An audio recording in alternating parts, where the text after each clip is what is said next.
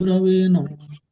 ओम विष्णुपादाय कृष्णप्रेष्ठाय भूतले श्रीमते भक्तिवेदांता स्वामिनिति नामिने नमस्ते सरस्वती देवे गौरवाणी प्रचारिणे निर्विशेष शून्यवादी पाश्चात्य देशतारिणे नमो महावदन्याय कृष्ण प्रेम प्रदायते कृष्णाय कृष्ण चैतन्य नामने गौरतुषे नमः।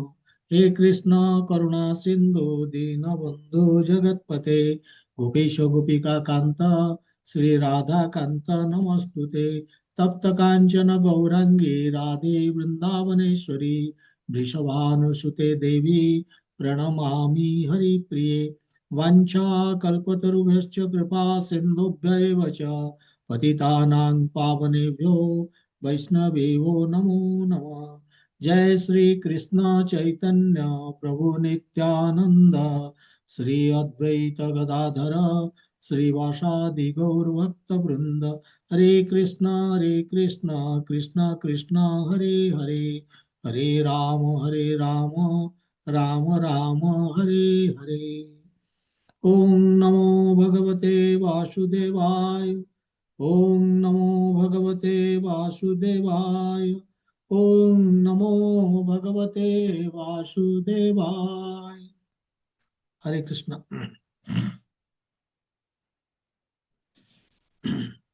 आमे श्रीमद् भगवद गीता तृतीय अध्याय कर्मयोग आमे 9 नंबर श्लोक पर्यंत कंप्लीट करिचे। आज नूतन सेक्शन गोटे आरंभ हब।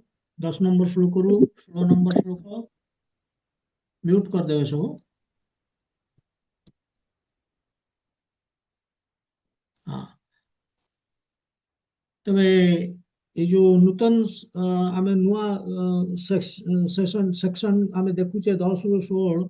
ଏଥିରେ ଭଗବାନ ବେସିକାଲି କହିବେ ଯେ ଯଦି ତମେ କର୍ମଯୋଗ ପାଇଁ ରେଡି ନୁହଁ ତାହେଲେ କର୍ମକାଣ୍ଡରୁ ଆରମ୍ଭ କର। ଏଇ ସେକ୍ସନଟି ଏଇଭଳି।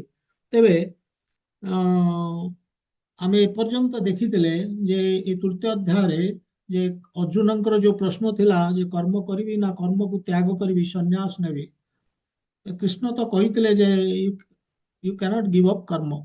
କର୍ମ ଛାଡି ପାରିବନି କାହିଁକି ନା ଆମେ ଗୁଣର ପ୍ରଭାବରେ କର୍ମ କରିବାକୁ ବାଧ୍ୟ। ପ୍ରକୃତିର ଯୋଉ 3 ଗୁଣ ସେ ତାର ପ୍ରଭାବରେ ଆମେ କର୍ମ କରିବାକୁ ବାଧ୍ୟ। ଏବଂ ଆଉ ବି ମଧ୍ୟ କହିଥିଲେ ଯେ ଯଦି ଆମେ ଆମର ଶୁଦ୍ଧତା ଆସିନି, ଆମେ ପ୍ୟୁରିଫାଇଡ ହେଇନେ, ଆମର ଭୋଗ କରିବାର ଇଚ୍ଛା ରହିଛି ତା ପୂର୍ବରୁ ଯଦି ସନ୍ନ୍ୟାସ ଆମେ ନେଇଯାଉଛେ ତାହେଲେ ଇଏ ଚପଳତା, ଯାହାକି ସଂସାର ପ୍ରତି ଆମେ ଜଣେ ଆମେ ଇଏ ମାନେ we are we will be creating disturbance in the society. ଆମେ ବିଶୃଙ୍ଖଳା ହେଇଯିବା। ତେଣୁ ଏଇଭଳି ଯେତେବେଳେ ସେ କହିଲେ ଏବଂ କହିଲେ ଯେ ତମେ କର୍ମ ତ୍ୟାଗ କର ନାହିଁ ବା କରିପାରିବ ନାହିଁ। କିନ୍ତୁ ଅର୍ଜୁନଙ୍କୁ ଯେତେବେଳେ କର୍ମ କରିବାକୁ କହୁଛନ୍ତି କୃଷ୍ଣ, ଅର୍ଜୁନ ତାର ଇଏରେ କହୁଛନ୍ତି ଯେ ପ୍ରତିବଦଳରେ ଯେ ମୁଁ ଏ କର୍ମ କଲେ ତ କର୍ମ ବନ୍ଧନରେ ପଡିବି ନା। ସେଥିପାଇଁ 9 ନମ୍ବର ଶ୍ଲୋକରେ ଭଗବାନ କହିଲେ ଯଜ୍ଞ ଅର୍ଥାତ୍ କର୍ମଣ। ଯୋଉ କର୍ମ କରିବ କେମିତି କାହିଁକି କରିବ କଣ ପାଇଁ କରିବ ନା ଏଇ କର୍ମ ଯୋଗ କଥା ଏଇଠି ଏକ୍ଜାକ୍ଟଲି 9 ନମ୍ବର ଶ୍ଲୋକରେ କର୍ମ ଯୋଗ ଆର୍ଟ ଅଫ ଡୁଇଂ ୱାର୍କ ସେଇଟା ହିଁ କହିଲେ। କହିଲେ ଯେ ଭଗବାନଙ୍କୁ ଅର୍ପଣ କରିକି ଆମେ କର୍ମ କରିବା ବିନା ଆସକ୍ତିରେ, କର୍ମ ଫଳ ପ୍ରତି ଆସକ୍ତି ନ ରଖିକି ଭଗବାନଙ୍କୁ ଅର୍ପଣ କରିକି ଭଗବାନଙ୍କର ସନ୍ତୁଷ୍ଟି ପାଇଁ ଆମେ କରିବା। ଇଏ ହଉଛି କର୍ମ ଯୋଗ। ତାହେଲେ କର୍ମ ବନ୍ଧନରେ ଆମେ ପଡିବାନି। ତେଣୁ କର୍ମ କରିବା କଥା ଭଗବାନ କହିଲେ କର୍ମ ଯୋଗ କର। କିନ୍ତୁ ଅର୍ଜୁନ ତଥାପି ଇନସିଷ୍ଟ କରୁଛନ୍ତି କର୍ମ ତ୍ୟାଗ କରିବା କଥା। ସେଥିପାଇଁ କୃଷ୍ଣ କଣ କରିଛନ୍ତି ବର୍ତ୍ତମାନ ତାଙ୍କର ଯୋଉ ଚର୍ଚ୍ଚାଟିକୁ ଟିକେ ତଳ ସ୍ତରକୁ ନେଇକି ଆସୁଛନ୍ତି। ବହୁତ ଉଚ୍ଚ ସ୍ତରରେ ଥିଲେ ଦ୍ୱିତୀୟ ଅଧ୍ୟାୟରେ, ଯେତେବେଳେ 11 ନମ୍ବରରୁ 30 ନମ୍ବର ଶ୍ଲୋକ ଦ୍ୱିତୀୟ ଅଧ୍ୟାୟରେ ସେଠି ଜ୍ଞାନ ସେକ୍ସନ, ସେ ଜ୍ଞାନ ସେକ୍ସନ ହଉଛି ବହୁତ ଉଚ୍ଚ ସ୍ତରର। କିନ୍ତୁ ସେ ସ୍ତରରୁ ଭଗବାନ ଖସିକି ଆସିଲେ, ଚର୍ଚ୍ଚାଟିକୁ ନେଇକି ଆସିଲେ କର୍ମ ଯୋଗ ପର୍ଯ୍ୟନ୍ତ ଅନାସକ୍ତ ହେଇ ଜ୍ଞାନର ସହିତ ଆମେ କର୍ମ କରିବା, ଏଇ କଥା ଭଗବାନ ଏମ୍ଫାସିସ୍ ଦେଲେ। କିନ୍ତୁ କିନ୍ତୁ ଯେତେବେଳେ ଦେଖୁଛନ୍ତି ଯେ ଅର୍ଜୁନ ତଥାପି ସାଟିସ୍ଫାଇଡ ନୁହେଁ ଏବଂ କର୍ମ ତ୍ୟାଗ କରିବାକୁ ପ୍ରସ୍ତୁତ ନୁହନ୍ତି, ସେଥିପାଇଁ ସେ କହୁଛନ୍ତି ଯଦି ତମେ କର୍ମ ଯୋଗ ପାଇଁ ରେଡି ହେଇନ, ପ୍ରସ୍ତୁତ ହେଇନ, ତାହେଲେ ତମେ କର୍ମ କାଣ୍ଡରୁ ଆରମ୍ଭ କର। କାହିଁକି ନା ତମର ହୁଏତ ଭୋଗ ବାସନା ପାଇଁ ଇଚ୍ଛା ଅଛି ଏବଂ ତମେ ଯଦି ତାକୁ ଚାହୁଁଛ ସେ ଭୋଗକୁ ବା କାମନାକୁ ପୂର୍ତ୍ତି କରିବା ପାଇଁ କରିପାର। ତମେ ତମେ କର୍ମକାଣ୍ଡରୁ ଆରମ୍ଭ କର। ଏବଂ ଏ କର୍ମକାଣ୍ଡରେ ସେ କହୁଛନ୍ତି ଯେ ଆମେ ଦେବାଦେବୀଙ୍କର ପୂଜା କରିବା ଏବଂ ଆମେ ଫଳରେ କଣ ନା ଭୌତିକ ଉନ୍ନତି ପାଇବା, ପ୍ରସ୍ପରିଟି, ମ୍ୟାଟେରିଆଲ ପ୍ରସ୍ପରିଟି, ଏବଂ ଆମର ଗ୍ରାଜୁଆଲ ପ୍ରୋସେସରେ ଆମର ଶୁଦ୍ଧିକରଣ ହବ ଏବଂ ଆମେ ଏଇ ଯୋଗ ଲ୍ୟାଡରରେ ଉପରକୁ ଉଠିବା, କୃଷ୍ଣା କନସସ୍ ହେଇପାରିବା ବା ଭକ୍ତି ଯୋଗରେ ଆମେ ପହଞ୍ଚି ପାରିବା, ଯୋଉଟା କି ଉଦ୍ଦେଶ୍ୟ ଜୀବନର। ତେଣୁ ଏଇଭଳି ଭଗବାନ କହିଲେ। ତେବେ ଆମେ ବର୍ତ୍ତମାନ ଯୋଉ କର୍ମକାଣ୍ଡ କଥା ବର୍ତ୍ତମାନ ନେଇକି ଆସୁଛନ୍ତି, କହୁଛନ୍ତି ଅର୍ଜୁନକୁ ଯଦି if are not ready for karma yoga start with କର୍ମକାଣ୍ଡ। ତେଣୁ ସେ କର୍ମକାଣ୍ଡ କଣ ଏକ୍ଜାକ୍ଟଲି ଭଗବାନ କହିବାକୁ ଚାହୁଁଛନ୍ତି ଆମେ ତାକୁ ଦେଖିବା। ପ୍ରଥମେ ମୁଁ ସେୟାର କରୁଛି ସେ ଶ୍ଲୋକଟି।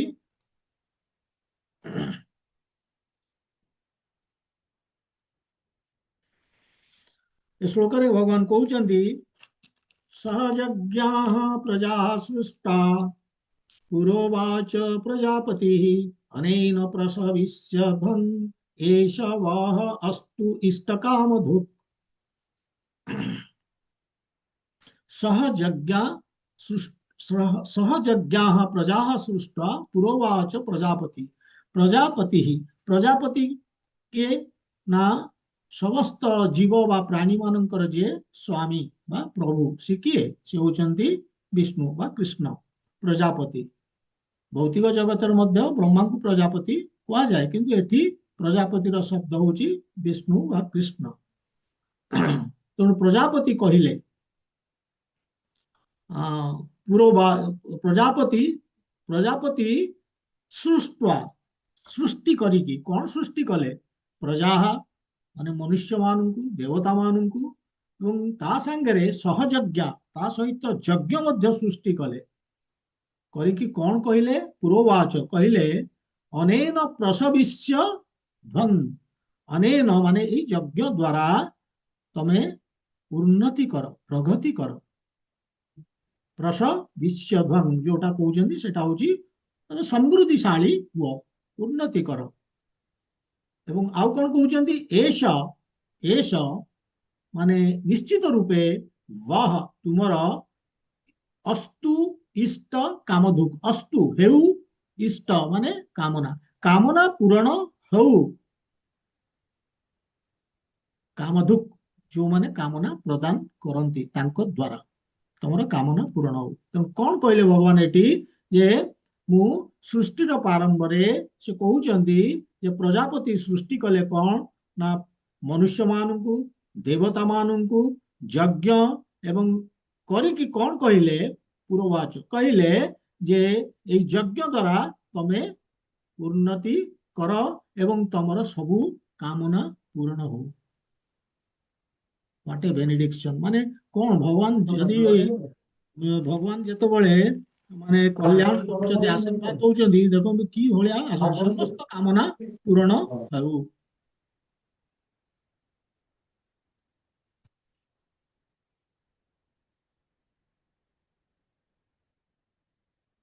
ହଁ, ସମସ୍ତ କାମନା ପୂରଣ ହେଉ ବୋଲିକି ଏଇଭଳି ଭଗବାନ କହିଲେ। ଟିକେ ମ୍ୟୁଟ ରଖିଦେବେ ଏଇଟା।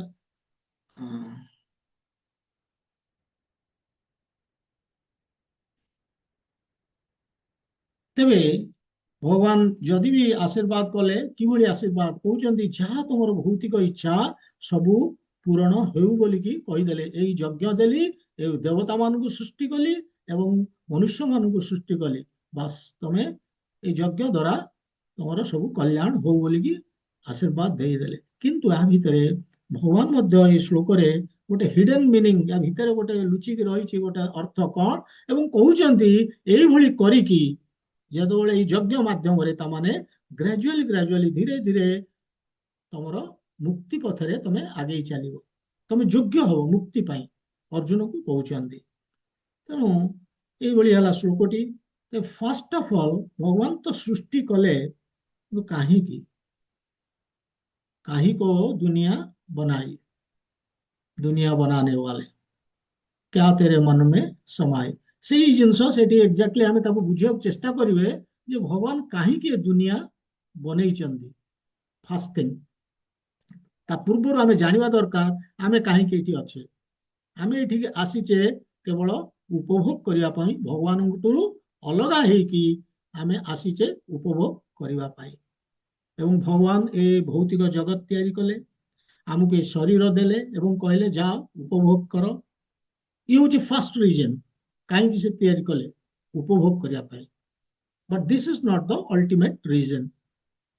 କିନ୍ତୁ ସେ କହିଥିଲେ ଯାଅ ଏନ୍ଜୟ କର, ଉପଭୋଗ କର, କିନ୍ତୁ ତମେ ସେଠି ସୁଖୀ ହେଇପାରିବନି, ଖୁସିରେ ରହିପାରିବନି। ତେଣୁ ସେ ଜଗତଟାକୁ ଏଭଳିଆ ବନେଇଛନ୍ତି, ଆମକୁ ସେ ସୁଯୋଗ ଦେଇଛନ୍ତି କଣ, ଫେରିଯିବା ପାଇଁ।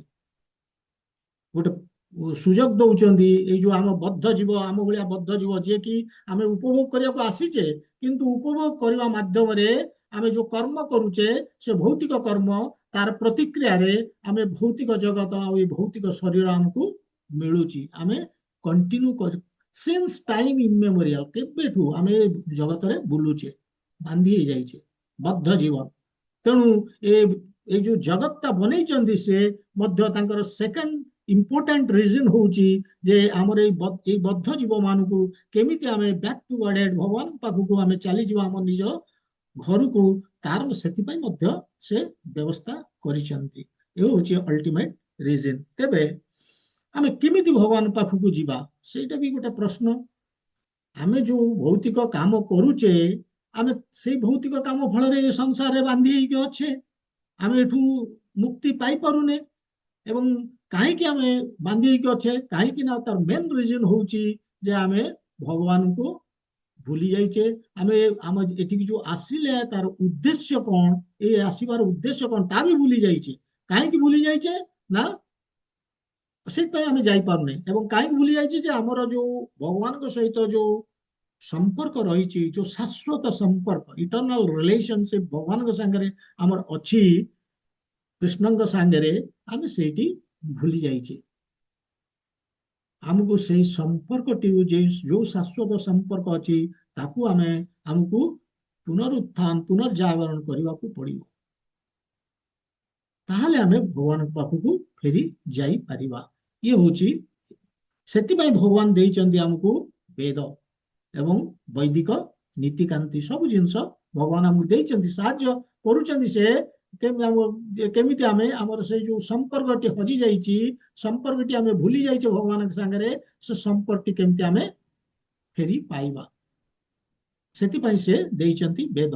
ଆଉ ବେଦ, ଏ ବେଦର ସାରମର୍ମ କଣ ବା ପର୍ପସ କଣ, ବେदैश्च सर्वै ଅହଂ ବେଦ୍ୟ, ବୋଲିକି କେବଳ ମତେ ଜାଣିବା, ଅହଂ ଏବ ବେଦ୍ୟ, ମତେ ଜାଣିବା ହିଁ ଭଗବାନ କହୁଛନ୍ତି। ତାମାନେ ଭଗବାନଙ୍କୁ ଜାଣିବା ହିଁ ହଉଛି ବେଦର ମୂଳ ଉଦ୍ଦେଶ୍ୟ। ତେଣୁ ଭଗବାନଙ୍କ ବିଷୟରେ ଆମେ କଣ ଜାଣିବା,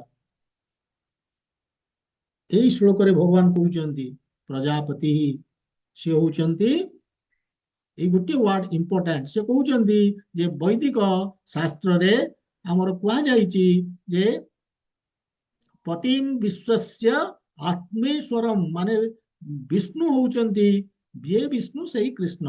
କେବଳ ଭୌତିକ ଜଗତରେ ଆମେ ତାଙ୍କୁ ବିଷ୍ଣୁ କହୁଛେ, ଅଦରୱାଇଜ ସେ ତାଙ୍କ ଘରେ କୃଷ୍ଣ। ତେଣୁ ଯୋଉ ସେ କହୁଛନ୍ତି ଯେ ପତିମ୍ ବିଶ୍ୱସ୍ୟ ଆତ୍ମେଶ୍ୱରମ୍, ସମସ୍ତ ପ୍ରାଣୀଙ୍କର ସ୍ୱାମୀ ହଉଛନ୍ତି,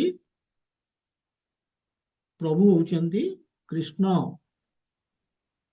ତେଣୁ ପତିର ଅର୍ଥ ସ୍ୱାମୀ ବା କ୍ରିଏଟର, ପ୍ରୋଟେକ୍ଟର, ମେଣ୍ଟେନର, ଯିଏ ରକ୍ଷାକର୍ତ୍ତା, ପାଳନକର୍ତ୍ତା, ତାଙ୍କୁ ଆମେ ପତି ବୋଲି କହୁଛେ। କାହାର ପତି, ପ୍ରଜା, ମନୁଷ୍ୟ ଆଉ ଦେବତା ମାନଙ୍କର। ଉପନିଷଦରେ ବି କୁହାଯାଇଛି एको ବହୁନାଂ ୟୋ ବିଦଧାତି କାମାନ୍, ଉପନିଷଦରେ ସେ ହଉଛନ୍ତି ଜଣେ, ଆମେ ବହୁତ ଅନେକ, କିନ୍ତୁ ଆମର ସମସ୍ତ ଇଚ୍ଛା ବା ଆମର ଯାହା ଦରକାର ଆବଶ୍ୟକତା ସେ ପୂରଣ କରୁଛନ୍ତି, ସେ ହଉଛନ୍ତି କୃଷ୍ଣ। ତେଣୁ ଆମେ ଜାଣିଲେ कौन जानिले ना कहा संगे संपर्क आम रिवाइव करवा से कथा आम जानिले आम से लोक भी जानिले से होचंती कृष्ण केमती आम रिवाइव करवा आम तो अमानिया हेले अबाध्य हेले तांकठू आम छाड़ी चली आसिले आम भगवान को कहले आम आपण पाखे रहा आमर आमर इच्छा नहीं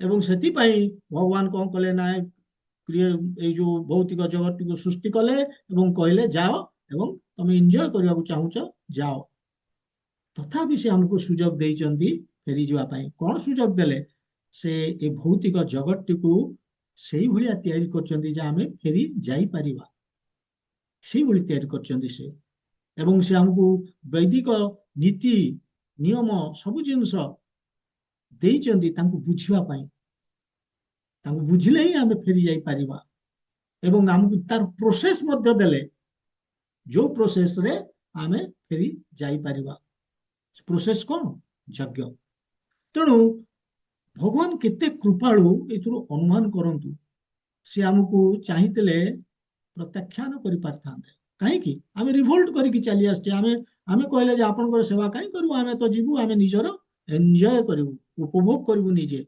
आपण अलग है किंतु भगवान केते दयालु आमर एंजॉयमेंट से व्यवस्था व्यवस्था पुणी फेरी जावाई कारण जानी से सियोर जे माने सेठी सुखरे रही पारिबेनी they will not be happy एवं सेतिमा से कहितले try to come back to me मो पाखु फेरी आसिया पई चेष्टा कर जेमती बापा बापा माँ माने आमर केयर नियंती एवं सेतिपाई व्यवस्था करंती जे केमती पिलाटी हैरान न हो सेमती आमर जे भगवान जे कृष्ण विष्णु ये जो जगत को तैयारी करचंती से मध्य तार व्यवस्था करचंती जे जदियो से आमे जिद कले एंजॉय करिया को आसीचे जदियो आमर से स्वरूप नुए आमे एंजॉय करि परिबानी किंतु से व्यवस्था करचंती आमे एंजॉय करिवा पाई उपभोग करिवा पाई एवं ता छड़ा मध्य से केमिति ए बद्ध जीव जो भौतिकवादी एमानकर मध्य से जत्न नेइचंती कौन जत्न नेइचंती कौन से अरेंजमेंट से ए वैदिक नीति देइचंती जे केमिति जो भौतिक काम आमे करूचे से भौतिक काम रु जो हार्ड कोर माने पूरा कट्टर भौतिक काम से केमती आमे धीरे धीरे आध्यात्मिक कर्म को जाई परिबा समवाट टिके सेटा होची कर्मकांड फ्रुइटिव वर्क कर्मकांड अर्थात सकाम कर्म एवं ये होची आध्यात्मिक दिगरे आमे काम करूचे जदि आमे कर्मकांड भी करूचे आम निजर इच्छा पूरण करिया पई आमे कर्मटे करूचे किंतु भगवानकर नियम अनुसार जदि ताको आमे करूचे ताले आमे आध्यात्मिक पथरे आगु को अग्रसर होउचे माने जेमती वेदरे कुहाइची जे तमे मांस खाइबा को चाहूचे ठीक अछि खाओ किंतु सप्ताह को एई दिन खाइबनी ता माने कोन किछिटा रेस्ट्रिक्शन कर देले few days in a week सप्ताह को किछि दिन ता माने कोन हला ता माने भगवान को सहित आमे केमिति भगवान अनुसार आमे चलिबा हमको से ग्रेजुअली से प्रोसेस को आणुचंती धीरे धीरे some kind of alignment with higher authority भगवान को संगे आमे अलाइन करबा तांको नीति तांको नियम अनुसार चलिबा एमती धीरे धीरे 2 दिन बंद कर करू पूरा वीक मध्य मांस खाइबा बंद करि देई परिबा ग्रेजुअल प्रोसेस रे तेणु यही भगवान कहते माने यही श्लोक माध्यम रे से आगुरी मध्य कहते जे ये जहाँ भी ए स्तर को हमको अतिक्रम करने को पड़ो यही जो कर्मकांड को अतिक्रम करके कर्मयोग एवं कर्मयोग को अतिक्रम करके भक्ति योग को हमको आसीपार धीरे धीरे धीरे धीरे हमको ऊपर को उठा पड़ो आम शुद्धिकरण होम ऊपर को उठा पड़ो से अतीत कहते त्रैगुण्य विषय वेद ये हूँ केवल 3 गुण संपर्क ये जो आम इच्छा करुचे उपभोग करने कर्मकांड हूँ त्रैगुण्य विषय वेद कर्म फल आशा रखिकी जो कर्म करुचे आम निस्त्रैगुण्य भव अर्जुन बोलिकी सेठी से कहते ये आस्ते आस्ते तामाने आपको पार करने को पड़ो 3 गुण रु ऊर्ध्व को हमको उठा पड़ो तेणु एठी भगवान किंतु जो कथा कहते एठी अलग कथा कहते सृष्टिर प्रारंभ रे कौन कले क्रिएटेड पीपल क्रिएटेड यज्ञ ମାନେ ଏଇ ଦୁଇଟି ଜିନିଷ, ପିପୁଲ ଅର୍ଥ ଦେବତା ମନୁଷ୍ୟ ଦୁଇ ଜଣ ଯାକୁ, ଏବଂ ଯଜ୍ଞ, ଏବଂ କହିଲେ ଏ ଯଜ୍ଞ କର କାହା ପାଇଁ? ବିଷ୍ଣୁଙ୍କର ବା କୃଷ୍ଣଙ୍କର ଖୁସି ପାଇଁ, ତାଙ୍କର ସାଟିସ୍ଫାକ୍ସନ ପାଇଁ, ତୃପ୍ତି ପାଇଁ। ତେଣୁ ଯେତେବେଳେ ସାକ୍ରିଫାଇସ୍ ବା ଯଜ୍ଞ କଥା କହୁଛନ୍ତି, ଏଇଟା କଣ ଏକ୍ଜାକ୍ଟଲି? ଏ ଯଜ୍ଞ କଣ? ଯଜ୍ଞର ଅର୍ଥ ନୁହେଁ ଯେ କୋଉଠି ଗୋଟେ ବସିଯିବା, କିଛି ଯଜ୍ଞ ସାମଗ୍ରୀ ଧରିକି ସ୍ୱାହା, ନାଇଁ, ସେ ଯଜ୍ଞ କଥା ଏଠି କହୁନାହାନ୍ତି। କାରଣ ସେଇଭଳିଆ ଯଜ୍ଞ ପାଇଁ ଇଏ କଳିଯୁଗ, ସେ କଳିଯୁଗରେ ନାହିଁ। ସେଇ ଯୋଉ ଶୁଦ୍ଧ ଘିଅ, ଶୁଦ୍ଧ ବ୍ରାହ୍ମଣ, ଶୁଦ୍ଧ ଯଜ୍ଞ ସାମଗ୍ରୀ ଏସବୁ ମିଳିବ ନାହିଁ। ଆମେ ପ୍ରକୃତ ଯଜ୍ଞ କରିପାରିବାନି। ତେଣୁ ଏଇ ହଉଛି କଳିଯୁଗ। ଏ କଳିଯୁଗରେ କେବଳ ଗୋଟିଏ ମାତ୍ର ଯଜ୍ଞ, ସେ ହଉଛି କଣ? ଉପନିଷଦରେ ଯେମିତି କୁହାଯାଇଛି ଯେ କଲେର ଦୋଷ ନିଧେ ରାଜନ अस्ति एक महान गुण कीर्तनादेव कृष्णस्य मुक्त संग समाचार। बोले कली जुगरे दोष भरी भरी ହେଇକି ଅଛି, दोषयुक्त त्रुटिपूर्ण, किंतु यार गोटे भल गुण अच्छी कौन? कीर्तनादेव कृष्णस्य, जदि भगवान आम कीर्तन करुचे, तांकर नाम नौचे, ताहले आमे ये भौतिक जगत रु मुक्ति पाई जीवा। ये हूँ यज्ञ। ये श्रीमद् भागवतम रे मध्य लिखाई, आउ से 11 स्कंद 35 अध्याय रे 32 नंबर श्लोक से लिखाई कौन ना? कृष्ण प्रपात पर्पट रे सेटा आनिचंती, कृष्ण वर्णम तुष्य अकृष्णम संगोपांगस्त्र प्रसादम यज्ञे ही संकीर्तन प्राये ही जजंती सुमेधसा। कहते कृष्ण वर्णम तुष्य अकृष्णम संगोपांगस्त्र पार्षदम, माने एठी कृष्ण, एठी कृष्ण अकृष्णम, जे कला नुहे से गोरा, से किए? से होचंती चैतन्य महाप्रभु। से चैतन्य महाप्रभु तांकर संग पांग माने तांकर पूरा तांकर सहयोगी एवं पार्षद सांगरे से ए जगत को आसीथिले, से ही संकीर्तन यज्ञ कथा कहिथिले। तेणु यज्ञ ही संकीर्तन प्राय ही, माने से कहउचंती ए जो जजंती ही सुमेधसा, सुमेधसा माने intelligent, those who are intelligent, से माने कौन करती? जजंती, पूजा करती, वर्शिप करती काहाकू? भगवान कृष्ण को। एवं केमिति ना जजे ही संकीर्तन प्राय, माने संकीर्तन यज्ञ करिकी। तेणु संकीर्तन यज्ञ होची केवल भगवान नाम नवा, हरे कृष्ण कृष्ण कृष्ण हरे हरे, हरे राम राम राम हरे हरे। ये होची, यही होची ये जो चैंटिंग माने भगवान नाम नवाटा, ये होची यज्ञ। तेणु भगवान एथरे खुशी हो जिवे, आमे प्यूरिफाइड हवा। तापरे कौन हम? आमर जहा इच्छा, ये श्लोक रे जहा भगवान कहउचंती, ये होची यज्ञ, संकीर्तन यज्ञ कली जुगरे।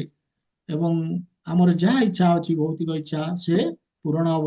आमे बहुत खुशी दे, आनंद रे ये भौतिक जगत रे बिना उद्विग्नतार सहित आमे बंची परिबा। कौन से आमर एंजाइटी रहिबनी, एवं आमे शुद्ध आमर आमे प्यूरिफाइड हो जिवा।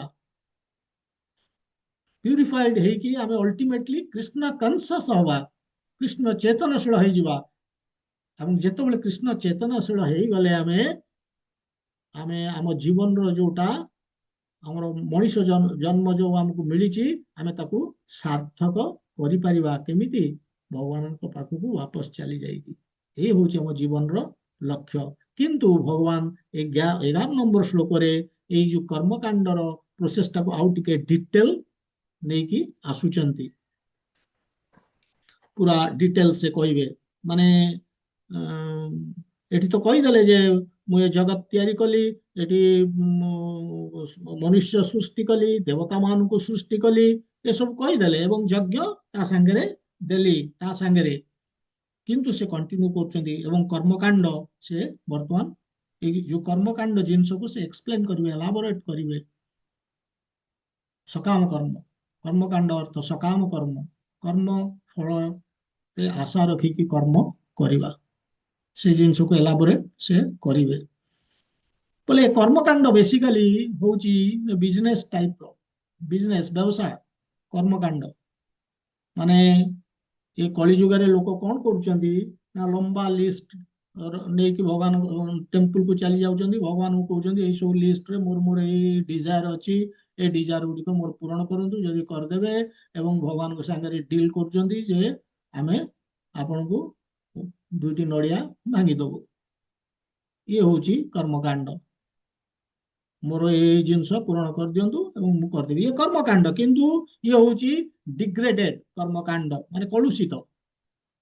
ये कली जुगरे ये होची दूषित, दूषित कली जुग दूषित एवं दूषित कली जुगरे ये कलुषित हमर कर्मकांड सकाम कर्म। एठी कृष्ण सेही जिनस कहउनांती एक्जाक्टली, एठी कृष्ण ठीक अलगा कथा कहउचंती। कौन कहउचंती आमे एई श्लोक रे देखिया को पाइबा, जेमती अतीत रे से कहितले जामिमाम पुष्पिता वाचम माने 42 43 नंबर श्लोक रे कहितले, सेठी मध्य से कर्मकांड कथा कहितले। कौन ना वेदरे लेखा ହେଇଛି यज्ञ करो या मिलिबो, व्रत करो या मिलिबो, एम सब जिनस जा माने अनेक जिनस सेठी कुआ ହେଇଛି सकाम कर्म।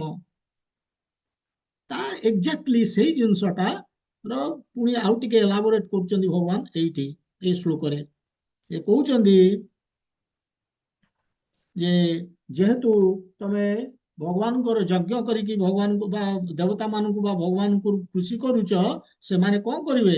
ସେମାନେ ଖୁସି ହେଇଯିବେ ଏବଂ ଯାହା ଜୀବନର ଆବଶ୍ୟକତା ତାକୁ ଯୋଗେଇ ଦେବେ। ଏଇ ଶ୍ଲୋକରେ ବର୍ତ୍ତମାନ କହିବାକୁ ଯିବେ ସେ। ତେବେ ଆସନ୍ତୁ ଦେଖିବା କଣ କହୁଛନ୍ତି।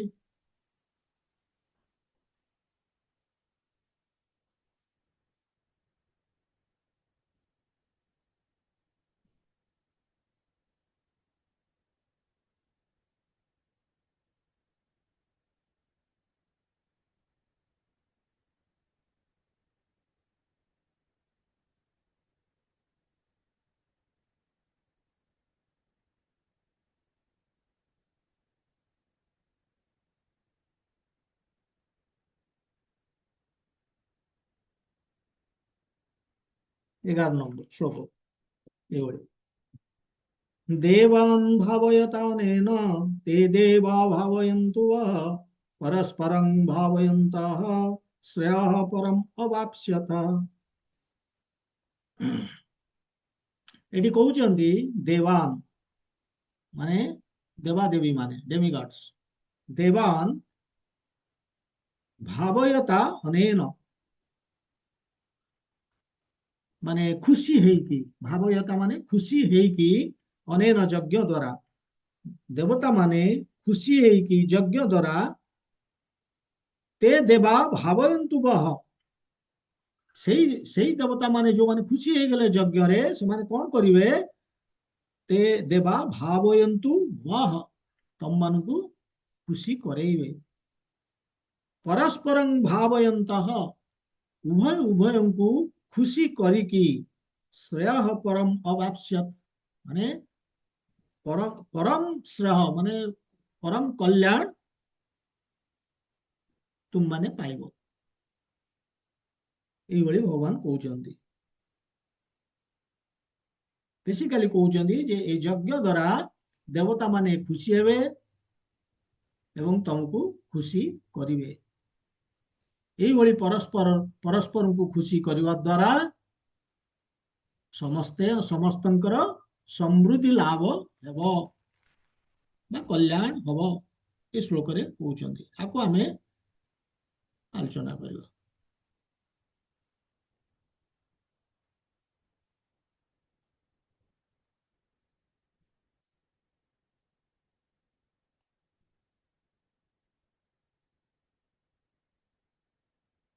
ଏଠି ଭଗବାନ କହୁଛନ୍ତି ଯେ ଲୋକମାନେ ଯଜ୍ଞ କରିବେ, ଯଜ୍ଞ କରିକି ଦେବାଦେବୀ ମାନଙ୍କୁ ଖୁସି କରିବେ ଏବଂ ଦେବାଦେବୀ ମାନେ ପ୍ରସ୍ପରିଟି ଦେବେ, ଭୌତିକ ଉନ୍ନତିରେ ସାହାଯ୍ୟ କରିବେ ଆମର ପ୍ରତିବଦଳରେ, ଯଜ୍ଞ ପ୍ରତିବଦଳରେ। ଏବଂ ଯଜ୍ଞର ଅଲ୍ଟିମେଟ ଯୋଉ ଉଦ୍ଦେଶ୍ୟ ହଉଛି ଯେ ଭଗବାନଙ୍କୁ ସାଟିସ୍ଫାଇ କରିବା, କୃଷ୍ଣଙ୍କୁ ସାଟିସ୍ଫାଇ କରିବା। କିନ୍ତୁ ଏଠି ସେଇ କଥା କହୁନାହାନ୍ତି। ଏଠି ଏଠି ଯୋଉ ପ୍ରଥମେ କୃଷ୍ଣ କହୁଛନ୍ତି, ଏ ଟିକେ ବେସିକ ଜିନିଷ କହୁଛନ୍ତି ସାଧାରଣ ଲୋକଙ୍କ ପାଇଁ। ସେ କହୁଛନ୍ତି ଯେ କର୍ମକାଣ୍ଡରୁ ଆରମ୍ଭ କର। ଡାଇରେକ୍ଟ ଯୋଉ ଭଗବାନଙ୍କୁ ସନ୍ତୁଷ୍ଟ କରିବା କଥା ଏଠି କହିନାହାନ୍ତି। ଏଠି କହୁଛନ୍ତି କର୍ମ ଦେବାଦେବୀ ପୂଜା କଥା ଏଠି କହୁଛନ୍ତି ଯେ ଯଜ୍ଞ ଦ୍ୱାରା ଦେବାଦେବୀଙ୍କୁ ଆମେ ସାଟିସ୍ଫାଇ କଲେ ଏଟାକୁ କର୍ମକାଣ୍ଡ ଆମେ କହୁଛେ। ଏଥିରେ ଆମର ଶୁଦ୍ଧିକରଣ ହେବ ଏବଂ ଧୀରେ ଧୀରେ ଆମେ ଯୋଗ ଲ୍ୟାଡରରେ ଉପରକୁ ଉଠିବା। କର୍ମଯୋଗ, ଜ୍ଞାନ ଯୋଗ, ଭକ୍ତି ଯୋଗ, ଆମେ ଶୁଦ୍ଧିକରଣ ହବ ଆମର, ତେଣୁ ଆମେ ଉପରକୁ ଉଠି ପାରିବା। ଏଇ ଜିନିଷ ଏଠି କହୁଛନ୍ତି। ତେବେ ଫାଷ୍ଟ ଅଫ ଅଲ୍ ଏଠି ଆମେ ଜାଣିବା ଦରକାର ଯେ ଯୋଉ ଦେବାଦେବୀଙ୍କ କଥା କହୁଛନ୍ତି ଯେ ଯଜ୍ଞ କରିକି ଦେବାଦେବୀଙ୍କୁ ସନ୍ତୁଷ୍ଟ କରିବା ପାଇଁ, ଏଇ ଯୋଉ ଦେବାଦେବୀ ଏମାନେ କିଏ? ଆକ୍ଚୁଆଲି ଏମାନେ କେହି ନୁହନ୍ତି, ଇଏ ମଧ୍ୟ ଆମରି ଭଳି, ମାନେ ଆମେ ଯେମିତି ଜୀବ ସେମାନେ ମଧ୍ୟ ଜୀବ, ଲିଭିଂ ଏଣ୍ଟିଟି। ଏ ଜଗତରେ ତିନି ପ୍ରକାରର ଏମିତି ଜୀବ ଅଛନ୍ତି, ତିନି ପ୍ରକାରର। ପ୍ରଥମ ଜୀବ ହେଲା କିଏ ନା ଯାହାଙ୍କର ଚେତନା ଶୁଦ୍ଧ ଏବଂ ସେମାନେ ଭଗବାନଙ୍କୁ ଭକ୍ତି କରୁଛନ୍ତି, ଭଗବାନଙ୍କର ଭକ୍ତି କରୁଛନ୍ତି ବା ଭଗବାନଙ୍କର ସେବା କରୁଛନ୍ତି। ଚେତନା ଶୁଦ୍ଧ ଏବଂ ଭଗବାନଙ୍କର ଭକ୍ତି କରୁଛନ୍ତି, ସେମାନେ ହଉଛନ୍ତି ଭକ୍ତ। ସିଏ ଗୋଟିଏ ଜୀବ। ଆଉ କେତେ ଜଣ ଅଛନ୍ତି ଯୋଉମାନେ ଏଇ ଯୋଉ ଭୌତିକ ପ୍ରକୃତି, ମ୍ୟାଟେରିଆଲ ନେଚର, ତାର ଉପରେ ମାଲିକ ହବାକୁ ଚେଷ୍ଟା କରନ୍ତି, ପ୍ରଭୁ ହବାକୁ ଚେଷ୍ଟା କରନ୍ତି ନିଜର ଇନ୍ଦ୍ରିୟ ଭୋଗ ପାଇଁ। ଇଏ ହଉଛି ସେକେଣ୍ଡ କ୍ୟାଟେଗୋରୀ। ଏମାନଙ୍କୁ ଆମେ କହୁଛେ କଟର ଭୌତିକବାଦୀ, ମ୍ୟାଟେରିଆଲିଷ୍ଟ। ପ୍ରଥମେ ଦେଖିଲେ ଗୋଟେ କ୍ୟାଟେଗୋରୀ ଚେତନା ଶୁଦ୍ଧ ଏବଂ ଭକ୍ତି କରୁଛନ୍ତି। ସେକେଣ୍ଡ, ଏମାନଙ୍କର ଚେତନା ଶୁଦ୍ଧ ନୁହେଁ, ଏମାନେ ଭୌତିକ ଜଗତ ଉପରେ ମାଲିକ ହବାକୁ ଚେଷ୍ଟା କରୁଛନ୍ତି, ଉପଭୋଗ କରିବାକୁ ଚେଷ୍ଟା କରୁଛନ୍ତି ଏବଂ ଏମାନେ ହଉଛନ୍ତି ମ୍ୟାଟେରିଆଲିଷ୍ଟ, ଭୌତିକବାଦୀ। ଏ ଦି ଜଣଙ୍କ ମଝିରେ ଆଉ ଗୋଟିଏ ଥାର୍ଡ କ୍ୟାଟେଗୋରୀର ଲୋକ ଅଛନ୍ତି। ଏ ଦି ଜଣଙ୍କ ମଝିରେ ଆସୁଛନ୍ତି। ସେମାନେ କଣ କରୁଛନ୍ତି ନା ତାଙ୍କର ଟେଣ୍ଡେନ୍ସି ହଉଛି, ତାଙ୍କ ପ୍ରବୃତ୍ତି ଯେ ସିଏ ଏ ଭୌତିକ ଜଗତ ଉପରେ ପ୍ରଭୁତ୍ୱ ବିସ୍ତାର କରିବାକୁ ଚେଷ୍ଟା କରୁଛନ୍ତି, ମାଲିକ ହେବାକୁ ଚେଷ୍ଟା କରୁଛନ୍ତି, କଣ୍ଟ୍ରୋଲ କରିବାକୁ ଚେଷ୍ଟା କରୁଛନ୍ତି, କିନ୍ତୁ ଆଟ୍ ଦି ସେମ୍ ଟାଇମ୍ ଭଗବାନଙ୍କର ସେବା ମଧ୍ୟ କରୁଛନ୍ତି। ଏଇମାନଙ୍କୁ ଭଗବାନ ଡେମିଗଡ୍ସ, ଦେବାଦେବୀ ବୋଲିକି କହୁଛନ୍ତି ବା କରେଇଛନ୍ତି। ସେମାନଙ୍କୁ ଭଗବାନ ସୁଯୋଗ ଦେଇଛନ୍ତି ଯେ ସେ ଯୋଉ ଭୌତିକ ପ୍ରକୃତି, ଏ ଭୌତିକ ପ୍ରକୃତିକୁ ସେମାନେ ନିୟନ୍ତ୍ରଣ କରିବେ। କାହା ଉପରେ ନିୟନ୍ତ୍ରଣ କରିବେ? ଯୋଉ ଆମର ରହିଛି ଭୂମି, ରପ, ନାଲ, ବାୟୁ, ଖାଙ୍ଗ, ଏଇ ସବୁ ଗୁଡାକୁ ସେ ମାନେ ମାଟି, ପାଣି, ପବନ, ନିଆଁ, ଆକାଶ, ଏଇ ସବୁକୁ ସେମାନେ କଣ୍ଟ୍ରୋଲ କରୁଛନ୍ତି। ତାଙ୍କୁ ଦେଇଛନ୍ତି ଭଗବାନ ଏଇ ଯୋଉ କଣ୍ଟ୍ରୋଲରସିପ ଏବଂ ଏଇ ଯୋଉ ନିୟନ୍ତ୍ରଣ କରିବାର କାପାସିଟି ତାଙ୍କୁ ଦେଇଛନ୍ତି। ଇଏ ହଉଛି ଭଗବାନଙ୍କର ଗୋଟେ ସେବା ମଧ୍ୟ। ଭଗବାନଙ୍କ ପାଇଁ ଏଇ ମାଧ୍ୟମରେ ସେ ସେବା କରୁଛନ୍ତି। ତେଣୁ ସେମାନେ କେହି ନୁହନ୍ତି ଏ ଦେବାଦେବୀ, ସେମାନେ ହଉଛନ୍ତି ଟିକେ ଉନ୍ନତ ଧରଣର ଆମରି ଭଳି ଜୀବ। ତାଙ୍କର ଚେତନା ଆମଠୁ ଟିକେ ଉନ୍ନତ, କିନ୍ତୁ ଭକ୍ତଙ୍କଠୁ କମ୍।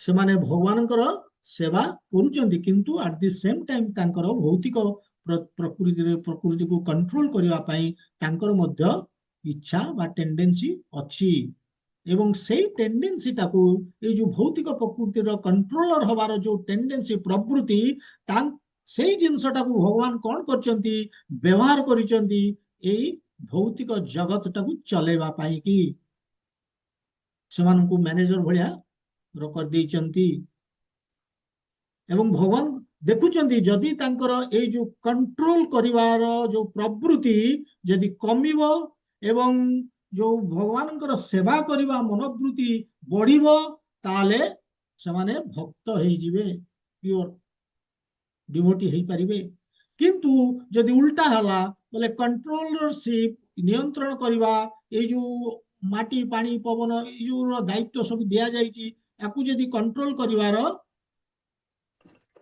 गोटे सेकंड बैटरी डाउन कंट्रोल करिवार मनोभावटा जदि बढ़िला एवं सर्विस एटीट्यूड सेवा करिवा मनोवृत्ति जदि कमिला ताले कृष्णा उचित शिक्षा देवे Krishna will teach a lesson जेम देइतिले गोवर्धन लीला रे इंद्रंकर गर्व हो जाइतला इंद्र जदिओ कृष्ण वृंदावन रे अछंती एवं कृष्ण जेतबेले अछंती सेठू आउ पूजा पाइबार आवश्यकता नथिला इंद्रंकर किंतु इंद्र ताकू अपेक्षा करथिले एवं जेतबेले देखिले जे इंद्रंकर पूजा होउनी से वर्षा अत्यधिक वर्षा करबा पई पूरा अतिवृष्टि रे लागि गले सेति पई भगवान गोवर्धन पर्वत को ऊपर को टेकिकी से वर्षार ठोपे पानी मध्य वृंदावन रे पकेबा को देई नथिले एवं उचित शिक्षा देइथिले ए जिंस जानि परले इंद्र परे से आसिले भगवान को सरेंडर कले किंतु ए बळी भगवान जेतबेले गर्व बढ़ी जाए एवं जेतबेले सर्विस एटीट्यूड कमी जाए सेवा मनोभाव जेतबेले कमी जाउची एवं नियंत्रण करिवा और गर्व बढ़ी जाउची सेतबेले से दियंती उचित शिक्षा तबे এই দেবাদেবী ଯୋଉମାନେ ଏମାନେ ହଉଛନ୍ତି କେବଳ ଏ ଭୌତିକ ଜଗତ ବା ବ୍ରହ୍ମାଣ୍ଡର ଯୋଉ ଆମର ଶାସନ ବ୍ୟବସ୍ଥା ଏ ଶାସନ ବ୍ୟବସ୍ଥାରେ ସେମାନେ ହଉଛନ୍ତି ଡିଫରେଣ୍ଟ ମିନିଷ୍ଟର୍ସ ଆମର ଏଠି ବର୍ଷା ର ମନ୍ତ୍ରୀ ଅଛନ୍ତି ରେନ୍ ମିନିଷ୍ଟର ଇନ୍ଦ୍ର ପାଣି ମନ୍ତ୍ରୀ ବରୁଣ शक्ति मंत्री सूर्य देवता शिक्षा मंत्री सरस्वती एवं वित्त मंत्री कुबेर एमान सब स्पेसिफिक काम दिया जाइछि चार्ज दिया जाइछि एवं ये कहा तत्वावधान रे काम करूचंती कृष्णंक तत्वावधान रे काम करूचंती एमान होचंती 33 कोटी ए भलिया मिनिस्टर देवादेवी एवं ये होची व्यवस्था हमरो जो जगतर बा ब्रह्मांडर ये होची शासन व्यवस्था एवं यार चीफ होचंती कृष्णा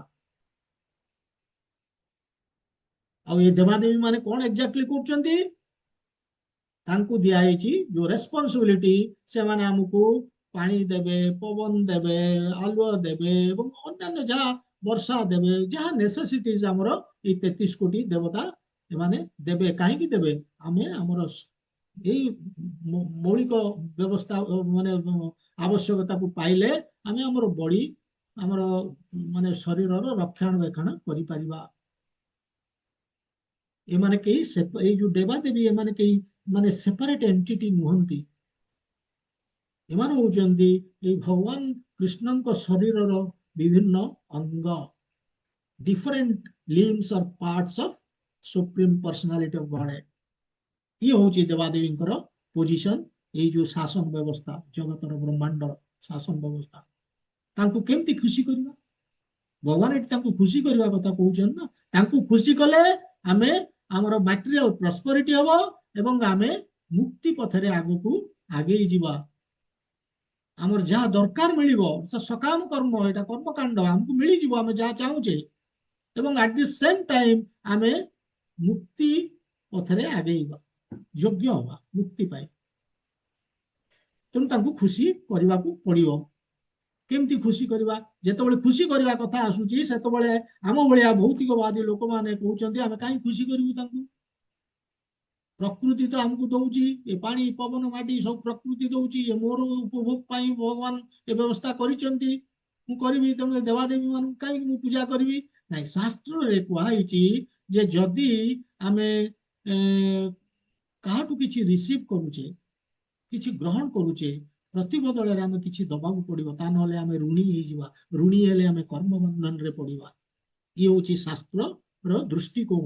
ଶାସ୍ତ୍ର ଆମକୁ ଶିଖଉଛି ଯେ ଯୋଉଠୁ ଆମେ କିଛି ନା କିଛି ପାଉଛେ, ଆମକୁ ପ୍ରତି ବଦଳରେ କିଛି ଦବାକୁ ପଡିବ, ନହେଲେ ଆମେ ଋଣୀ ହେଇଯିବା, କର୍ମବନ୍ଧନରେ ପଡିବା। ଯଦି ଆମକୁ ସୂର୍ଯ୍ୟ ଦେବତା ଆମକୁ ଦଉଛନ୍ତି ଆଲୋକ, ତାହେଲେ ଆମେ ଆମେ ଦଉଛନ୍ତି, ଆମକୁ ଯଦି ସେ ଗୋଟେ ବିଲ୍ ଟେ ପଠେଇଦେବେ, ସନ୍ ବିଲ୍, ଆମେ ତାକୁ ଦେଇପାରିବା କି? ବହୁତ ପ୍ରକାଣ୍ଡ ବିଲ୍ ହବ, ସିଏ ତାକୁ ଦେଇପାରିବାନି। ଏବଂ ଯଦି ସୂର୍ଯ୍ୟ ଦେବତା କହିବେ ଯେ ମତେ ବିଲ୍ ମୋର ଦେଲନି, ମୁଁ ଦେବିନି ବର୍ତ୍ତମାନ ଆଲୋକ, ତାହେଲେ ତେଣୁ ଆମେ ବୁଝିବାକୁ ଚେଷ୍ଟା କରିବା ଉଚିତ ଯେ ଏଇ ଯୋଉ ସୂର୍ଯ୍ୟ ଦେବତା, ଇଏ କାହାର ଗାଇଡାନ୍ସ ରେ କାମ କରୁଛନ୍ତି, କାହା ଅଧୀନରେ କାମ କରୁଛନ୍ତି? କୃଷ୍ଣଙ୍କର। ଯେମିତି ସୂର୍ଯ୍ୟ ଦେବତା କୃଷ୍ଣଙ୍କ ଅଧୀନରେ କାମ କରୁଛନ୍ତି, ସମସ୍ତେ ସମସ୍ତ ଦେବା ଦେବୀ ଏ କୃଷ୍ଣଙ୍କ ଅଣ୍ଡରରେ କାମ କରୁଛନ୍ତି। ଏବଂ ସେ ଆମକୁ, ଭଗବାନ ତାଙ୍କୁ ପାୱାର ଦେଇଛନ୍ତି ଆମକୁ ଏଇ ଆବଶ୍ୟକତା ଯୋଗାଇ ଦେବା ପାଇଁ। ବିଭିନ୍ନ ଆବଶ୍ୟକତା ଆମ ଜୀବନରେ ଯାହା ଦରକାର, ତାଙ୍କୁ ପାୱାର ଦେଇଛନ୍ତି। ତେଣୁ ଆମର ରହିଛି, ଭୂମିକା ରହିଛି ତାଙ୍କୁ ଖୁସି କରିବା ପାଇଁ। ଏବଂ ସେଥିପାଇଁ ଯଜ୍ଞର ବ୍ୟବସ୍ଥା ଭଗବାନ ସୃଷ୍ଟି କରିଛନ୍ତି ଯେ ଯଜ୍ଞ ମାଧ୍ୟମରେ ତାଙ୍କୁ ଖୁସି କର। ଏବଂ ସ୍ପେସିଫିକ ଯଜ୍ଞ ଫର ସ୍ପେସିଫିକ ଡେମିଗଡ୍ସ, ମାନେ ଏହାର ନୁହେଁ କି ଆମେ ସବୁ ଡେମିଗଡ୍ସଙ୍କୁ ଗୋଟେ ପାଖରେ ଥୋଇ ଦେଇକି ତାଙ୍କ ଫଟୋକୁ ପାଣି ଛିଞ୍ଚି ଦେଇକି ଧୂପ ଦେଇ ଦେଇକି ଆମେ ପୂଜା କରିଦେବା। ନାହିଁ, ସେମିତି ନାହିଁ। ସ୍ପେସିଫିକ, ମାନେ ଇନ୍ଦ୍ରଙ୍କର ପୂଜା ଅଲଗା, ବରୁଣଙ୍କ ପୂଜା ଅଲଗା, ସବୁ ସମସ୍ତଙ୍କ ପାଇଁ ବିଭିନ୍ନ ବିଭିନ୍ନ ପ୍ରକାରର ଯଜ୍ଞ। ତାମାନେ 33 କୋଟି ଯଜ୍ଞ ଆମକୁ କରିବାକୁ ପଡିବ। ଏ କଳିରେ, କଳି ଯୁଗରେ କାହା ପାଖରେ ସମୟ ଅଛି? ପ୍ରଥମ କଥା, ଏତିକି ଯଜ୍ଞ କରିପାରିବା ପାଇଁ। ତେଣୁ ଡେମିଗଡ ୱର୍ସିପ ସମ୍ଭବ ନୁହେଁ। କିନ୍ତୁ ଭଗବାନ କୃଷ୍ଣ କହୁଛନ୍ତି ତାଙ୍କର ଖୁସି ବା ତାଙ୍କର ନାରାଜି ଯାହା ବି ହଉ, ସେ ଖୁସି ହବା ବା ଖୁସି ନ ହବାଟା କାହା ଉପରେ ଡିପେଣ୍ଡ କରୁଛି? ଆମର ଯଜ୍ଞ ଉପରେ। ତେଣୁ ସେ ଯଦି ଖୁସି ହେବେ ଆମ ଯଜ୍ଞରେ, ଆମେ ଯାହା ଚାହୁଁଛେ ଆମକୁ ସେ ଯୋଗେଇ ଦେବେ। ଏଥିପାଇଁ ଭଗବାନ କୃଷ୍ଣ ସେ ଯୋଗେଇବେ ବୋଲେ କେମିତି ଯୋଗେଇବେ? ସେ ଆମେ ତାଙ୍କୁ ଖୁସି କଲେ ସେ କୃଷ୍ଣଙ୍କଠୁ ପାୱାର ଆଣିବେ ଆମକୁ ଖୁସି କରିବା ପାଇଁ, ଆମକୁ ଆମର କଲ୍ୟାଣ କରିବା ପାଇଁ ତାଙ୍କଠୁ ଆଣିବେ ଏବଂ ତାଙ୍କଠୁ ଆଣିକି ଆମକୁ ଦେବେ। ଇଏ ହଉଛି ତରିକା।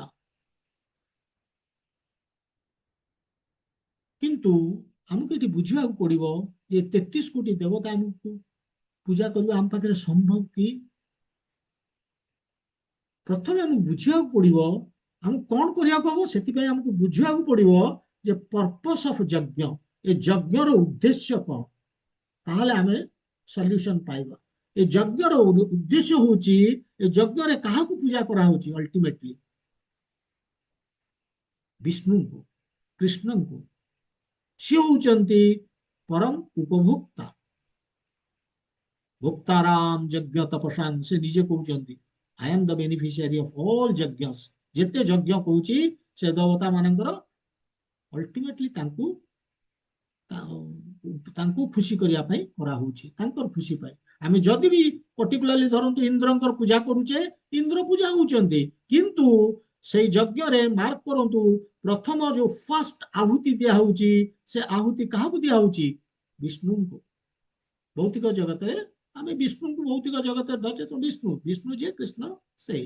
ତେଣୁ ବିଷ୍ଣୁ ଅର୍ କୃଷ୍ଣ, ତାଙ୍କୁ ପୂଜା କରାହଉଛି, ଫାଷ୍ଟ ଆହୁତି ଦିଆଯାଉଛି ଯଜ୍ଞରେ। ଆଉ ଗୋଟେ କଥା ଦେଖନ୍ତୁ, ସେ ଯଜ୍ଞରେ ଯୋଉ ଦେବତା ମାନଙ୍କୁ ଆମେ ପୂଜା କରୁଛେ,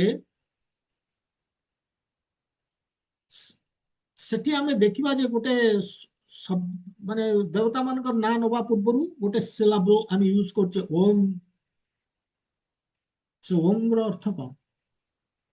ଭଗବାନ କହୁଛନ୍ତି ପ୍ରଣବ ସର୍ବ ବେଦେଷୁ ସବୁ ଯେତେ ବେଦ ଅଛି ସବୁ ବେଦରେ ମୁଁ ହଉଛି ଓଙ୍କାର, ସେଇ ଦ୍ୟାଟ୍ syllable ଓମ୍ ଇଜ ମି ବୋଲି ଭଗବାନ କହୁଛନ୍ତି। ଆଗରେ କୃଷ୍ଣ କହିବେ ଯାଇକି ଗୀତାରେ। ତେଣୁ ଆମେ ଯେତେବେଳେ କହୁଛେ ଓಂ ଗଣେଶାୟ ନମ, ଓಂ ରୁଦ୍ରାୟ ନମ, ସେ ଓಂ ମାନେ ପ୍ରଥମେ କାହାକୁ ଆମେ ପୂଜା କଲେ, ବର୍ଷିପ କଲେ? କୃଷ୍ଣଙ୍କୁ। ତାପରେ ଦେବାଦେବୀ। ତେଣୁ ଯଜ୍ଞର ଅର୍ଥ ହଉଛି ଯେ ପ୍ରଥମ ଆହୁତି ତାଙ୍କୁ ଦିଆହଉଛି, ପ୍ରଥମେ ଆମେ ସମ୍ବୋଧନ କରୁଛେ ତାଙ୍କୁ, ଏବଂ ଯଜ୍ଞର ଉଦ୍ଦେଶ୍ୟ ହଉଛି ଭଗବାନ ନିଜେ କହୁଛନ୍ତି ଯେ ମୁଁ ହଉଛି ଉପଭୋକ୍ତା ଯଜ୍ଞରେ। ଆମେ ଇନ୍ଦ୍ରଙ୍କୁ ଦଉନି, ଇନ୍ଦ୍ର ହଉଛନ୍ତି ମାଧ୍ୟମ, ଇନ୍ଦ୍ରଙ୍କ ମାଧ୍ୟମରେ ଆକ୍ଚୁଆଲ ବେନିଫିସିଆରୀ ହଉଛନ୍ତି ଭଗବାନ କୃଷ୍ଣ। ପ୍ରଶ୍ନ ଉଠିବ କାହିଁକି ବିଷ୍ଣୁ, କାହିଁକି କୃଷ୍ଣଙ୍କୁ ଦିଆଯାଉଛି? କାହିଁକି ନା ସେ ହଉଛନ୍ତି ଯଜ୍ଞ ପତି। ଯେମିତି ପ୍ରଜାପତି କହିଲେ ପ୍ରୋଟେକ୍ଟର,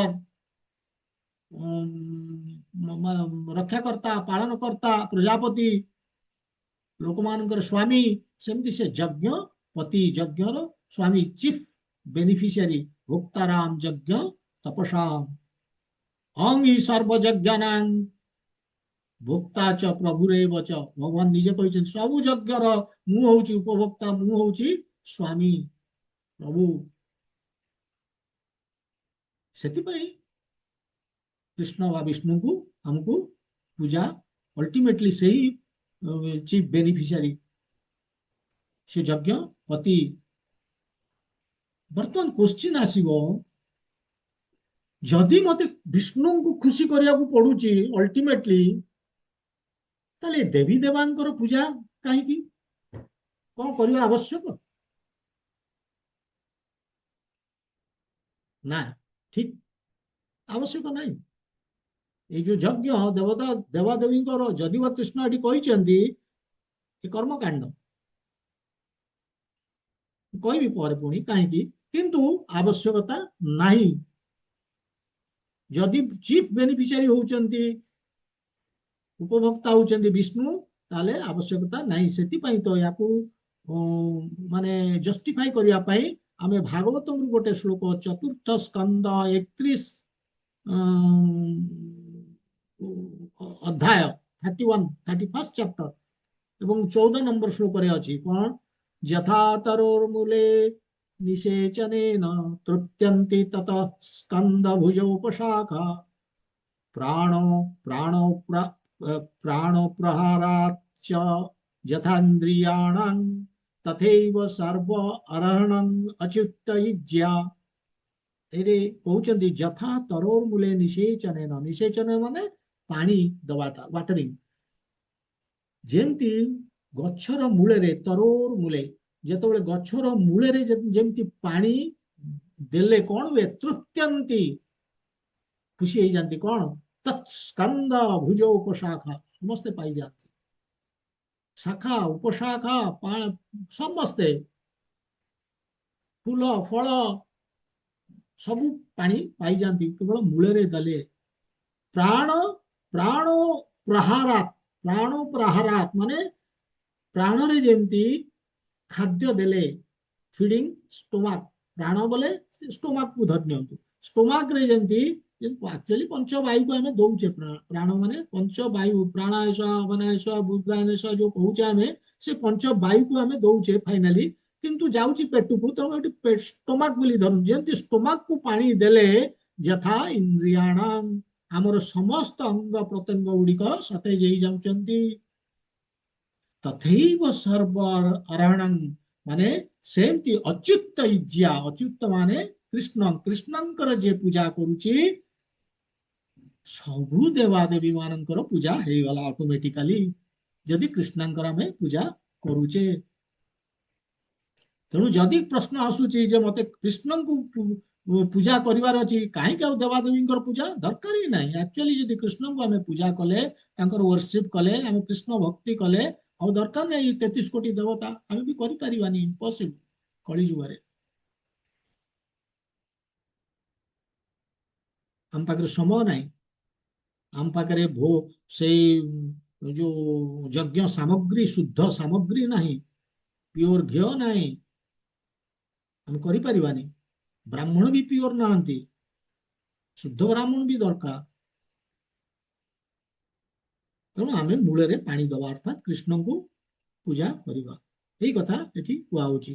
ତାହେଲେ ଏଇଭଳି ଯେତେବେଳେ ଆମେ କୃଷ୍ଣଙ୍କୁ ପୂଜା କରୁଛେ କଣ ହବ? ପର୍ପଟରେ ପ୍ରଭୁପାଦ ବେଦରୁ ଗୋଟିଏ ଜିନିଷ ନେଇକି ଆସିଛନ୍ତି, କହୁଛନ୍ତି ଏ ଶ୍ଲୋକରେ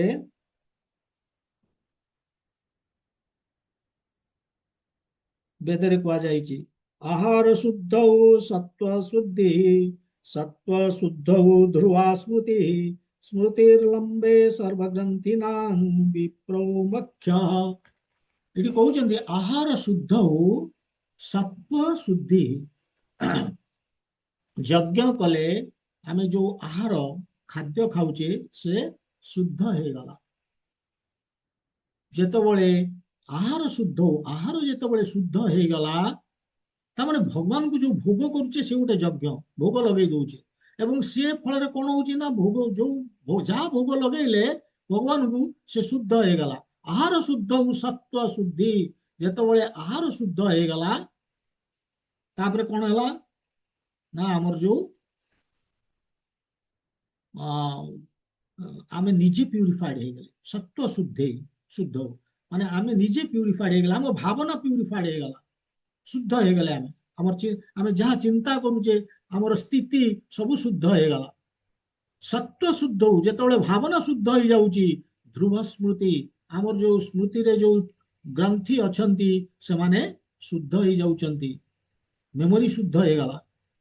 ମେମୋରି ଶୁଦ୍ଧ ହେଲେ କଣ ହଉଛି? ସ୍ମୃତିର ଲମ୍ବେ ଆମେ ଯାହାକୁ ସ୍ମରଣ କରୁଛେ, ମାନେ କଣ୍ଟିନ୍ୟୁଅସ୍ କରୁଛେ କାହାକୁ? ଭଗବାନ କୃଷ୍ଣଙ୍କୁ ଆମେ ସ୍ମରଣ କରିପାରିବା। ତେଣୁ ଇଏ ଗୋଟେ ଫ୍ଲୋ ଚାର୍ଟ, ବେଦରେ ଗୋଟେ ଫ୍ଲୋ ଚାର୍ଟ। ଆହାର ଶୁଦ୍ଧ ହେଲେ ଯଜ୍ଞ କଲେ ଆହାର ଶୁଦ୍ଧ ହେଲା, ଆହାର ଶୁଦ୍ଧ ହେଲେ ଆମର ଭାବନା ଶୁଦ୍ଧ ହେଲା, ଭାବନା ଶୁଦ୍ଧ ହେଲେ ଆମର ମନ ଶୁଦ୍ଧ ହେଲା ଏବଂ ମନ ସ୍ଥିର ହେଲା, ମନ ସ୍ଥିର ହେଲେ ଧ୍ରୁବ ସ୍ମୃତି ମାନେ ଆମର ମେମୋରି ମାନେ ମନ ସେଗୁଟା ଧ୍ରୁବ ସ୍ମୃତି ମାନେ ମନ ସ୍ଥିର ହେଇଗଲା, ମନ ଶୁଦ୍ଧ ହେଇଗଲା। ହେଲେ କଣ ହବ? ସ୍ମୃତିର ଲମ୍ବେ, ସ୍ମୃତିର ଲମ୍ବରେ ମାନେ ଭଗବାନଙ୍କୁ କଣ୍ଟିନ୍ୟୁଅସ୍ ଆମେ ସ୍ମରଣ କରିପାରିବା। ହେଲେ କଣ ହବ? ସର୍ବ ଗ୍ରନ୍ଥି ନାଂ, ଆମ ହୃଦୟରେ ଯୋଉ ଗ୍ରନ୍ଥି ଅର୍ଥ ଯୋଉ ମାନେ ତା କଣ କହୁଛନ୍ତି ନଟ୍, ଗଣ୍ଠି ଯୋଉ ପଡିଛି ଆସକ୍ତି, ଭୌତିକ ଆସକ୍ତିର ଯୋଉ ଗଣ୍ଠି ପଡିଛି ସେ ଖୋଲିଯିବ।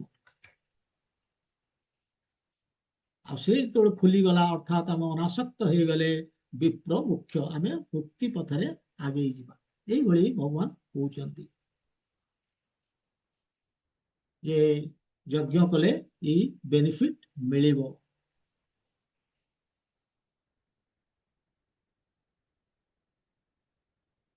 ତେଣୁ ଭଗବାନ ଯଦି ଆମେ କୌଣସି ମାନେ ଯଜ୍ଞ କରିବା ଦ୍ୱାରା ଦେବାଦେବୀଙ୍କର ଯଜ୍ଞ ନ କରିବାର କିଛି ଆବଶ୍ୟକତା ନାହିଁ, ଆମେ ଭଗବାନ କୃଷ୍ଣଙ୍କୁ ପୂଜା ଡାଇରେକ୍ଟଲି କରିପାରିବା, ତାହେଲେ କୃଷ୍ଣ ଏ ଶ୍ଲୋକରେ କାହିଁକି ଦେବାଦେବୀ ପୂଜା କଥା କହିଛନ୍ତି? ହଁ, there are different types of people, ମ୍ୟାଟେରିଆଲିଷ୍ଟ ଅଛନ୍ତି କିନ୍ତୁ ସମସ୍ତେ ଏକ ଶ୍ରେଣୀର ନୁହନ୍ତି। ଇଏ କାହା ମାନଙ୍କ ପାଇଁ? ଇଏ ଭକ୍ତ ମାନଙ୍କ ପାଇଁ ନାହିଁ। ଯଦିଓ ମ୍ୟାଟେରିଆଲିଷ୍ଟ ମାନଙ୍କ ଭିତରେ ବି ଭକ୍ତ କେତେ ଜଣ ଆସିବେ, ଯୋଉମାନେ ସେମାନେ ଯୋଉମାନେ ଆକ୍ଚୁଆଲି ଭକ୍ତି କଣ ଜାଣନ୍ତିନି, କୃଷ୍ଣ କିଏ ଆକ୍ସେପ୍ଟ କରନ୍ତିନି ଭଗବାନ ବୋଲିକି। କାହିଁକି ନା ସେମାନେ ଭୋଗ ଲାଳସାରେ ଏତେ ସେମାନେ ବୁଡି ଯାଇଛନ୍ତି ଯେ ସେମାନଙ୍କର ଦରକାର ଭୌତିକ ଜୀବନରେ ଭୌତିକ ଇଚ୍ଛା ପୂରଣ କରିବା ପାଇଁ ଦେବତା ମାନଙ୍କ ଆଶ୍ରୟ ନବା। ତେଣୁ ସେମାନେ ଜାଣନ୍ତିନି, ତାଙ୍କର ଶାସ୍ତ୍ର ଉପରେ ଫେଥ ନାହିଁ, ଭଗବାନଙ୍କ ଉପରେ ଶ୍ରୀକୃଷ୍ଣଙ୍କ ଉପରେ ତାଙ୍କର ବିଶ୍ୱାସ ନାହିଁ।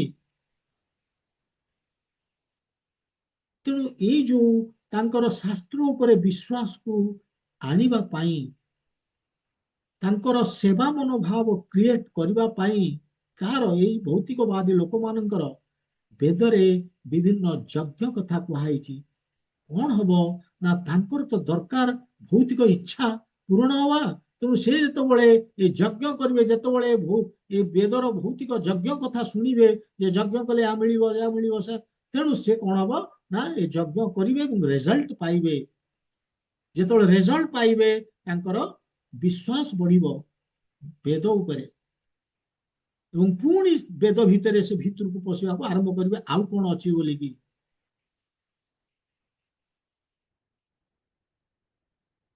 ଏବଂ ଗ୍ରାଜୁଆଲି ଯେତେବେଳେ ଭିତରକୁ ପଶିବେ ତାପରେ ସେ ଜାଣିବେ ଯେ ଜୀବନର ଲକ୍ଷ୍ୟ କଣ। ଏ ଭୌତିକ ଇଚ୍ଛା ପୂରଣ କରିବା ନୁହେଁ। ଇଚ୍ଛା ଜୀବନର ଲକ୍ଷ୍ୟ ହଉଛି ଯେ to break the cycle of birth and death, go back home, back to godhead. ଭଗବାନଙ୍କ ପାଖକୁ ଚାଲିଯିବା, ଏଇ ଯୋଉ ଜନ୍ମ ମୃତ୍ୟୁ ଚକ୍ରକୁ ସମାପ୍ତ କରିକି। ତାହେଲେ କଣ ହେଲା ନା ଏଇ କର୍ମକାଣ୍ଡ କରୁ କରୁ, ଏଇ ଦେବାଦେବୀଙ୍କର ପୂଜା କରୁ କରୁ ଆସ୍ତେ ଆସ୍ତେ ଶୁଦ୍ଧ ହେଇ ସେମାନେ ଯେତେବେଳେ ବେଦରେ ତାଙ୍କର ବିଶ୍ୱାସ ବଢୁଛି, ଭିତରକୁ ଯାଉଛନ୍ତି ଏବଂ ପରେ ସେମାନେ ଜାଣିପାରୁଛନ୍ତି ଯେ ଅଲ୍ଟିମେଟ ଉଦ୍ଦେଶ୍ୟ କଣ। କିନ୍ତୁ ଇଏ ଯୋଉ ସେଥିପାଇଁ ଏମାନଙ୍କ ପାଇଁ କୁହାଯାଇଛି ଏ ଦେବାଦେବୀ ପୂଜା। କାହିଁକି ନା ସେମାନେ ଭଗବାନ କୃଷ୍ଣଙ୍କୁ ସଡନଲି ଆକ୍ସେପ୍ଟ କରୁନାହାନ୍ତି। କାରଣ କୃଷ୍ଣଙ୍କ କଥା ଆସିଲା ମାନେ ଭକ୍ତି କଥା ଆସୁଛି। ତାଙ୍କର ଦରକାର ଭୌତିକ ଇଚ୍ଛା ପୂରଣ। ଏଇଭଳି କୁହାଯାଇଛି। ତେଣୁ ଯଜ୍ଞ ହଉଛି କେବଳ ଭଗବାନ କୃଷ୍ଣଙ୍କୁ ସନ୍ତୁଷ୍ଟ କରିବା, ଏବଂ ସେଇ ଯଜ୍ଞ ହଉଛି କେବଳ ସଂକୀର୍ତ୍ତନ ଯଜ୍ଞ। ଏ କଳି ଯୁଗରେ କେବଳ ଭଗବାନଙ୍କର ନାମ ହରେ କୃଷ୍ଣ ମହାମନ୍ତ୍ର ଜପ କରି ଆମେ ଭଗବାନଙ୍କୁ ଖୁସି କରିଦେଇ ପାରିବା। ଆଉ ସେ ଖୁସି ହେଲେ ଅଟୋମେଟିକାଲି ତାଙ୍କର ଅଙ୍ଗ ପ୍ରତ୍ୟଙ୍ଗ ହଉଛନ୍ତି ଦେବାଦେବୀ, ସେମାନେ ବି ଖୁସି ହେଇଯିବେ।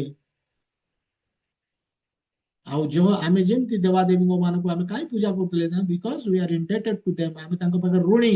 କିନ୍ତୁ ଆମେ ଯଦି କୃଷ୍ଣଙ୍କର ପୂଜା କରୁଛେ ସେମାନେ ସନ୍ତୁଷ୍ଟ ହେଇଯାଉଛନ୍ତି।